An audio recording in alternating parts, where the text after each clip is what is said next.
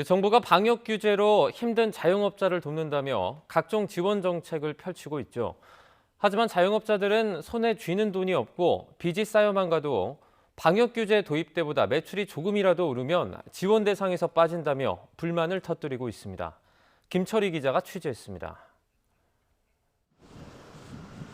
서울 방화동에서 4년째 카페를 운영하는 유정인 씨.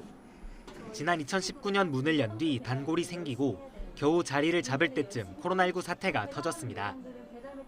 유 씨는 여기서 주저앉을 수 없다는 생각으로 악착같이 버텼습니다. 이 시도 저 시도 끝에 단골도 늘어나고 그래서 20년 초반부터는 매출이 확실하게 늘기 시작했어요. 근데 이 홀 매출이 뚝 떨어지고 감소하기 시작하니까 저희도 이제 배달을 시작했어요. 온갖 아이디어와 수단을 동원한 결과 첫 해보다 매출은 늘었지만 손에 쥐는 돈은 오히려 줄었습니다. 배달 수수료 부담이 컸던 데다가 인건비와 임대료도 계속 올랐기 때문입니다. 하지만 유 씨는 매출이 올랐다는 이유 하나만으로 정부의 지원에서 번번이 탈락했습니다. 심지어 저희가 19년도에 오픈을 했는데 19년 매출을 기준으로 떨어졌는지 안 떨어졌는지를 보고 그거에 따라 지급을 하니까 저희는 한 번도 대상이 된 적이 없고요. 서울 인사동에서 중식당을 경영하는 최훈 씨 역시 매출 증가를 이유로 정부 지원을 제대로 받지 못했습니다. 정부 지원 여부를 판단하는 기준 시점이 매장 문을 연 바로 직후 가장 소득이 낮을 때였기 때문입니다.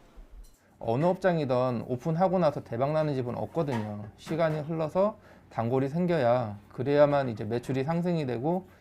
정작 정부가 기준 시점보다 늘었다고 한 매출로는 대출금은커녕 자릿세와 물건값조차 제대로 치르기 힘듭니다.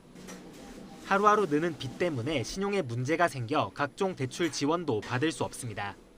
코로나가 이제 터지고 나서 매출도 없을 뿐더러 기존의 원금과 이자를 같이 상환을 해야 되는 상황이었고 현실적으로는 돈을 빌릴 수 없는 상황이고.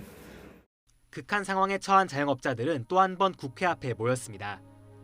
정부의 영업 제한이 매출과 상관없이 이루어졌던 만큼 지원도 동등하게 받도록 기준을 바꿔야 한다고 촉구했습니다. 지원 기준을 정한다면 임대료와 인건비 등 고정 지출도 고려해야 한다고 강조했습니다. 전국에서 보내온 자영업자들의 편지엔 절박한 사연과 함께 동등하게 지원해달라는 호소가 담겼습니다. 정부는 지원 대상과 규모를 정하는데 한정된 재정을 고려할 수밖에 없다면서도 더 많은 소상공인을 지원하기 위해 입법부 등과 협의를 계속하고 있다고 밝혔습니다. 하지만 당장 눈앞에 생계 해결이 막막한 자영업자들에게는 정부의 계속되는 협의를 기다려줄 시간이 그다지 많지 않아 보입니다. YTN 김철입니다.